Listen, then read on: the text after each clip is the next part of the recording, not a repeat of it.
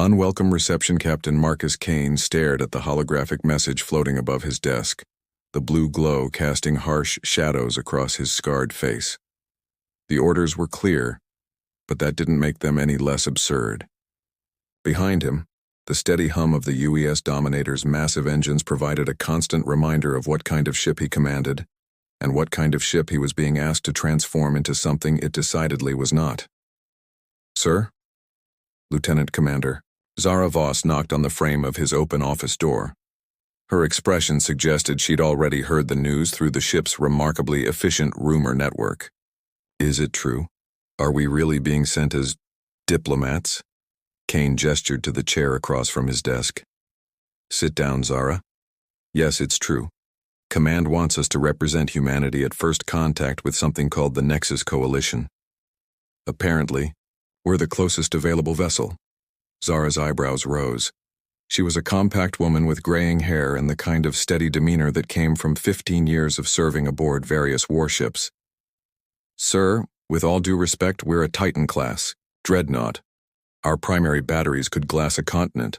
Our secondary weapons could level a city. Hell, our point defense systems are more heavily armed than most frigates. I'm aware of our capabilities, Commander. Then you know why this is insane." Zara leaned forward. "The Dominator isn't just armed. We're literally built around our weapons. The ship is essentially one giant gun platform with engines and life support bolted on as afterthoughts. Our motto is peace through superior firepower, for crying out loud." Kane rubbed his temples.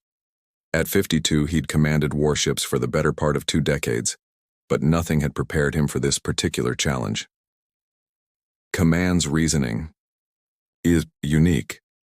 Admiral Blackstone believes that showing the Coalition what humanity is capable of will ensure they treat us as equals rather than primitives to be patronized. Diplomatic intimidation. That's one way to put it. Kane stood and walked to the viewport, gazing out at the stars. "We'll be picking up Ambassador Victoria Thorne and her team at Europa Station. Then it's a 3-week journey to the neutral zone." Zara was quiet for a moment.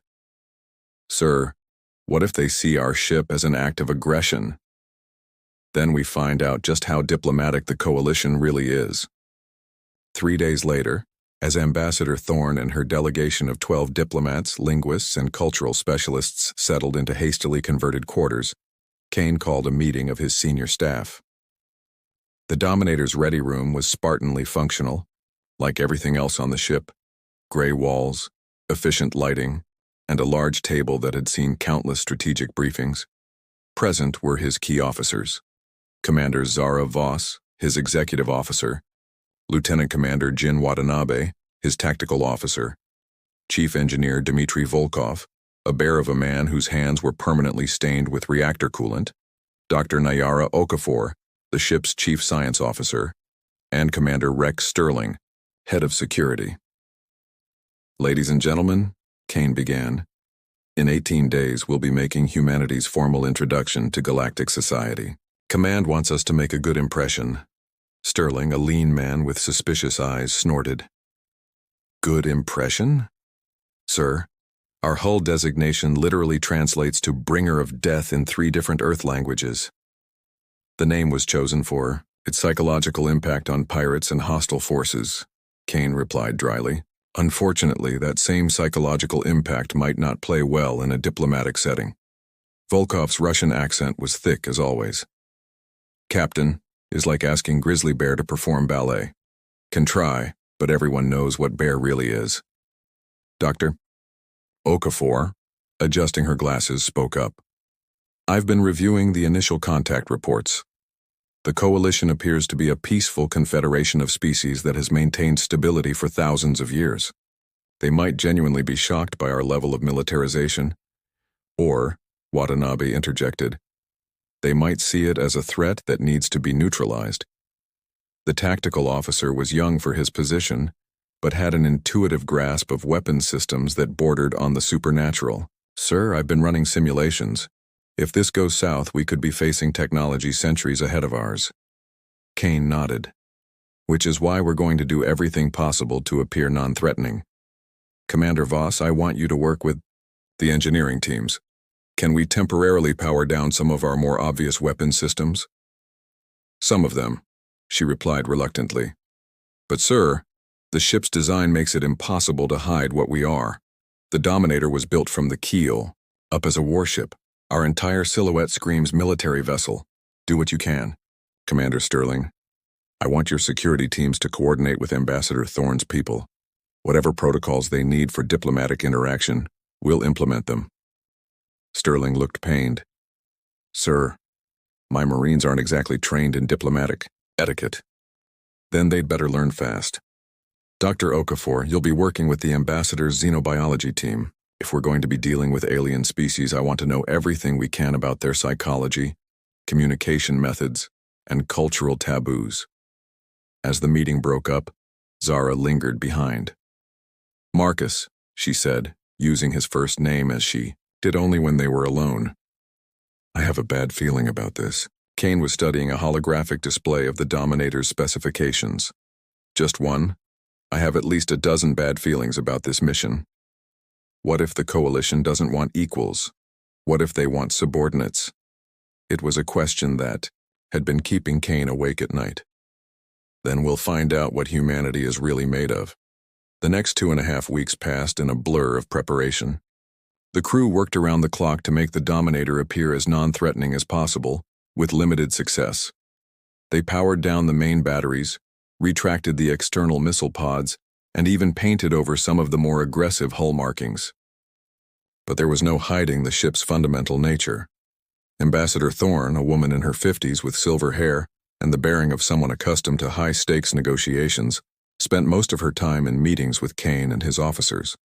She was professional, competent, and clearly out of her depth when it came to the military aspects of their mission. Captain, she said during one of their final briefings, I need you to understand that first impressions will be crucial here. The Coalition has agreed to meet with us based on our initial peaceful overtures. If they perceive us as aggressive, they'll what? Kane asked. Declare war on a species they've never met, refuse to establish relations with an entire civilization, because they don't like our choice of ship? Thorne's expression was carefully neutral. They might decide that humanity isn't ready for galactic society, and that decision could set back our development by centuries. Kane understood the pressure, but he also understood something the ambassador didn't. Sometimes showing strength was the only way to earn respect. The day of the meeting arrived with typical military efficiency. The Dominator dropped out of hyperspace at the designated coordinates, a patch of empty space 3 light-years from the nearest inhabited system. The neutral meeting point was marked by a massive space station that looked like something from a dream. Organic curves of what appeared to be living metal, graceful spires that seemed to grow rather than being built, and a soft bioluminescent glow that spoke of technology far beyond human understanding. My God, breathed Dr. Okafor from her position at the science station. It's beautiful. Kane had to agree. After decades of utilitarian human engineering, the Coalition station was breathtaking in its elegance. It also made the Dominator look like exactly what it was, a crude, brutal instrument of war. Sir, Watanabe reported from Tactical, I'm detecting multiple vessels on the far side of the station. Coalition design, but I can't get clear readings on their capabilities. Passive scans only, Kane ordered. Let's not give them any reason to think we're being aggressive. Ambassador Thorne joined them on the bridge, resplendent in formal diplomatic attire. Captain, are we ready? As ready as we'll ever be, Ambassador. The communication came moments later, a clear signal in perfect Earth Standard English. The voice was melodious, almost musical, with inflections that suggested non-human vocal cords. Human vessel, welcome to the Nexus Coalition's diplomatic facility. I am Harmonizer Quelix, designated speaker for this first contact protocol. We are honored by your presence. Thorne stepped forward, her diplomatic training evident in every gesture. Harmonizer Quelix, I am Ambassador Victoria Thorne, representing the United Earth Government. We come in peace and friendship, hoping to establish beneficial relations between our peoples. Most gratifying, Ambassador Thorne. However, our protocols require a complete technological assessment of visiting vessels before formal proceedings may begin. This is standard procedure for all first contact situations. Please prepare to be scanned. Kane felt a chill run down his spine. Ambassador, he said quietly, I recommend against allowing a complete scan. But Thorne was already responding. Of course, Harmonizer. We understand your security concerns. The scan began immediately, a wave of energy that passed through the ship's hull as if it weren't there. Kane watched his tactical displays light up with warnings as alien sensors probed every system, every weapon, every classified piece of technology aboard the Dominator. Sir, Watanabe whispered urgently, they're not just scanning surface systems. They're penetrating our most sensitive areas. They're reading everything, our weapons capabilities, our defensive systems, even our classified hyperspace drive specifications. Theo. Scan lasted exactly 37 seconds. When it ended, the silence that followed was deafening. Finally, Quellix's voice returned, but the musical quality was gone, replaced by something cold and calculating. Ambassador Thorne, we have concerns about your vessel's configuration. You claim to come in peace, yet your ship carries enough firepower to devastate entire star systems. Thorne looked stricken. Harmonizer, the Dominator is indeed a military vessel, but it was chosen for this mission to demonstrate humanity's technological achievements. We mean no threat to the Coalition. Nevertheless, Quellix continued, Coalition security protocols are quite clear. Vessels carrying weapons of mass destruction cannot be permitted to approach our facilities. You will power down all weapons, systems, and prepare to be boarded for a full technological assessment. The bridge fell silent. Kane felt every eye on him as he stepped forward. Harmonizer Quellix, he said, his voice carrying the authority of decades of command. I am Captain Marcus Kane of the UES Dominator. While we respect your security concerns, I must inform you that this vessel operates under Earth jurisdiction. We will not submit to boarding or disarmament. Another pause, longer this time. When Quellix spoke again, there was no mistaking the threat in the alien's voice. Captain Kane, you are in Coalition space, surrounded by Coalition vessels. Your ship, while impressive for a primitive species, cannot hope to stand against our forces. You will comply with our directives, or face the consequences. Kane smiled grimly. It wasn't a pleasant expression. Harmonizer, I think there's something you should know about humans. We don't respond well to ultimatums. And with those words, the real negotiations began. The price of peace. The silence that followed Kane's declaration stretched across space like a held breath. On the Dominator's bridge, Ambassador Thorne looked as if she might faint, while his crew waited with the tense readiness of veterans who knew when diplomacy was about to give way to violence.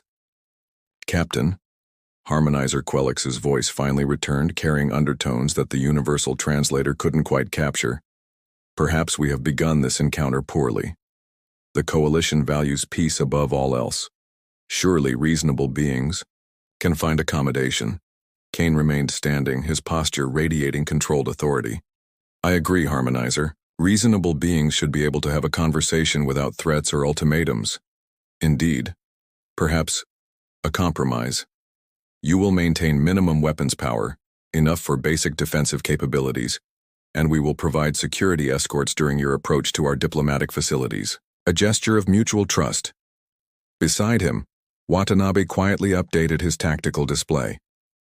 4 Coalition vessels had moved to flanking positions around the Dominator, close enough to be threatening, but far enough to avoid appearing overtly hostile. It was a masterclass in diplomatic intimidation. Acceptable, Kane replied. Ambassador Thorne will accompany a small delegation to your station for formal discussions. 3 hours later, Kane found himself in the most surreal situation of his military career. Walking through corridors that seemed grown rather than built, breathing air that tasted of exotic flowers while armed to the teeth beneath his dress uniform. The Coalition station's organic architecture was beautiful, but it also felt alien in ways that made his tactical mind nervous. Ambassador Thorne walked beside him, flanked by her 3 senior staff members, while Commander Sterling and Two Marines in dress uniform brought up the rear. The coalition had insisted on minimal escort, and Kane had grudgingly agreed. Their guide was Harmonizer Quelix in person, or rather, in being. The alien stood nearly 8 feet tall with 4 arms, skin that shifted colors like oil on water, and large, multifaceted eyes that seemed to see everything. Its voice, no longer filtered through ship's communications, had a hypnotic quality that Kane found unsettling. "Captain Kane," Quelix said as they walked, "your species' development trajectory is unusual. Most civilizations require centuries to achieve interstellar flight after discovering atomic energy. Humanity accomplished both within decades of each other." "We're motivated by challenges," Kane replied carefully. "Yes, we have observed this. Your history is remarkably violent, even by galactic standards. Wars spanning your entire planet, weapons capable of destroying all life on your world, conflicts that lasted generations." Quelix's skin shifted to deeper purples. "Such aggressive tendencies are concerning." Dr. Okafor, who had joined the delegation as their xenobiology expert, spoke up. "Harmonizer, surely you understand that conflict drives innovation. Many of our greatest advances came from overcoming challenges, including hostile ones." "Indeed. This is precisely what concerns us." They entered a vast chamber with a domed ceiling that displayed what appeared to be a real-time view of local space. Around a crescent-shaped table sat 12 beings of different species, some humanoid, others decidedly not.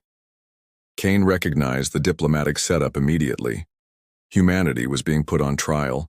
"Honored beings," Quelix announced, "I present the delegation from the species known as humans." The introductions were formal and elaborate. Kane learned that the coalition consisted of 47 species, all of whom had achieved what they called harmonious integration with galactic society. Each representative spoke of their civilization's peaceful transition to coalition membership, their grateful acceptance of coalition guidance, and their contribution to galactic stability. It was during the 4th such speech that Kane began to understand what he was really looking at. Ambassador Thorne was doing her diplomatic best, speaking eloquently about humanity's desire for peaceful coexistence and mutual benefit. But Kane was watching the aliens' reactions, and what he saw troubled him. These weren't proud representatives of sovereign civilizations. They were clients, possibly even subjects. The revelation came during a break in formal proceedings. Kane had stepped onto an observation deck to clear his head when he was approached by one of the coalition representatives, a being that resembled an upright wolf with silver fur and golden eyes. "Captain Kane," the being said in a low voice, "I am Pack Leader Fenris of the Vakari Confederation. We need to speak privately." Kane's hand instinctively moved toward his sidearm. "About what?" "About what the coalition really is." Fenris glanced around nervously. "Your ship, it frightened them. Do you understand what that means?" "Enlighten me." "In 12,000 years, no species has ever arrived at first contact with the technological capability to actually threaten coalition forces. They are not accustomed to dealing with equals." Kane felt pieces of a larger puzzle clicking into place. "Go on." "The coalition maintains peace through control, Captain. They identify emerging civilizations when they achieve interstellar flight, then make contact with offers of guidance and membership. But the price of membership is technological limitation. No species is permitted to develop weapons beyond coalition-approved levels." "And if they refuse?" Fenris's golden eyes hardened. "There have been 17 refusals in recorded history. None of those species exist today." The implications hit Kane like a physical blow. "You're telling me the coalition commits genocide to maintain their version of peace? They prefer terms like unfortunate but necessary interventions and protection of galactic stability." "But yes, Captain, that is exactly what I am telling you." Kane stared out at the stars, his mind racing. "Why are you telling me this?" "Because the Vakari were warriors once. We had a proud military tradition, advanced weapons, a strong fleet. The coalition convinced us to disarm in exchange for membership, for protection, for a voice in galactic affairs. Fenris's voice carried barely contained rage. What we received was slavery with a smile. We are permitted to exist, to contribute our labor and resources, but we are not free. And you want humanity to resist. I want humanity to survive, but more than that, I want you to succeed where we failed. Your ship out there? It represents something that hasn't existed in this galaxy for millennia. The possibility of real choice. Kane was quiet for a long moment. How many other species share your view? More than you might think. The Coalition's idea of harmony is stagnation, Captain. They have created a galaxy where nothing changes, nothing grows, nothing challenges the status quo. Many of us remember what it was like to have ambitions beyond serving the greater good, as defined by others. When Kane returned to the formal negotiations, he saw everything with new eyes. The Coalition representatives weren't just cautious about humanity's military capabilities. They were terrified. For the first time in 12 millennia, they faced a species that could actually say no and make it stick. Ambassador Thorne was in the middle of outlining humanity's proposed contribution to galactic society when Kane interrupted. Ambassador, if I may. He stood, drawing all attention to himself.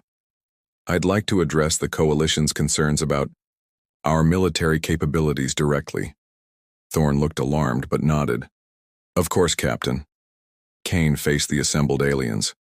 Honored representatives, you've made it clear that our level of militarization troubles you. You've spoken of the need for technological limitations, for compliance with Coalition security protocols, for the greater good of galactic peace. Harmonizer Quellix's skin shifted to warning colors. Captain Kane, surely you understand that individual species' desires must sometimes be subordinated to collective security. That's an interesting perspective, Harmonizer. But I think you misunderstand humanity's position. Kane's voice carried the authority of a man accustomed to life or death decisions. We didn't come here seeking permission to exist. We came here offering partnership. The chamber fell silent. Several aliens exchanged what Kane assumed were alarmed glances. Furthermore, Kane continued, we're not interested in joining an organization that demands we surrender our sovereignty as the price of membership. Humanity will determine its own level of defensive preparedness. Thank you very much. Captain, one of the insectoid representatives spoke up, its translator rendering clicking sounds into concerned words. You speak as if you have a choice in this matter. The Coalition has maintained galactic peace for 12,000 years. We will not permit one aggressive species to destabilize everything we have built. Kane smiled. It wasn't a pleasant expression. Permit? Representative, I think you've forgotten something important. We're not in your space. We're in neutral territory. Our ship is more than capable of defending itself. And Earth has more ships where the Dominator came from. It was a bluff, but a calculated one. Humanity's fleet was tiny compared to what the Coalition could presumably field, but the aliens didn't know that. Quellix's skin had shifted to deep crimson. Are you threatening the Coalition, Captain? Not at all. I'm simply clarifying our position. Humanity is interested in trade, cultural exchange, and mutual cooperation with species that respect our independence. We're not interested in subjugation disguised as membership. Ambassador Thorne finally found her voice. What, Captain Kane? Is exactly what I said, Ambassador. Kane's tone brooked no argument. The Coalition can choose to deal with humanity as equals, or they can choose not to deal with us at all. But they will not dictate terms to us. The chamber erupted in a cacophony of alien voices, translated into a dozen different languages, simultaneously. Kane watched the chaos with professional interest, noting which representatives seemed alarmed and which seemed excited. Pack leader Fenris caught his eye and gave an almost imperceptible nod of approval. After several minutes, Quellix restored order. Captain Kane, your position is unprecedented. The Coalition requires time to consider humanity's unique situation. Of course, take all the time you need. Kane turned to leave, then paused. But Harmonizer, while you're considering, remember that the Dominator isn't the only ship in humanity's fleet. and we're not the only species that values independence over security. As they left the chamber, Ambassador Thorne grabbed Kane's arm. Captain, what the hell do you think you're doing? You've just antagonized the most powerful political entity in the galaxy. No, Ambassador. I've just given them something they haven't had to deal with in 12,000 years. A choice between adaptation and confrontation. 6 hours later, as the Dominator prepared to depart the neutral zone, Kane received a coded transmission on a frequency that hadn't been included in any official communications protocols. The message was brief. 17 species request private consultation regarding mutual interests. Coordinates follow. A friend. Kane studied the star chart, noting that the coordinates indicated a system well outside Coalition territory. He made his decision. Commander Voss set course for the designated coordinates. Best speed. Sir? She looked puzzled. Those coordinates aren't on our return route to Earth. No, they're not, but I have a feeling they're exactly where we need to be. As the Dominator jumped to hyperspace, Kane reflected on the day's events. They had come here to establish diplomatic relations with the Galactic Coalition. Instead, they had discovered an oppressive empire masquerading as a peaceful confederation, and possibly ignited the spark of the first galactic rebellion in 12 millennia. The warship that had been sent to negotiate peace was about to become something else entirely, the symbol of a new kind of galactic order, one where strength and independence went hand in hand with cooperation and mutual respect. Behind them, the Coalition station's organic lights pulsed in what Kane hoped were the first stirrings of long-overdue change. Ahead lay uncertainty, danger, and the possibility of either humanity's greatest triumph or its final mistake. But, as Kane had learned long ago, some risks were worth taking, and some fights were worth having even when the odds seemed impossible. The Iron Diplomat had done its job. Now it was time to see what came next.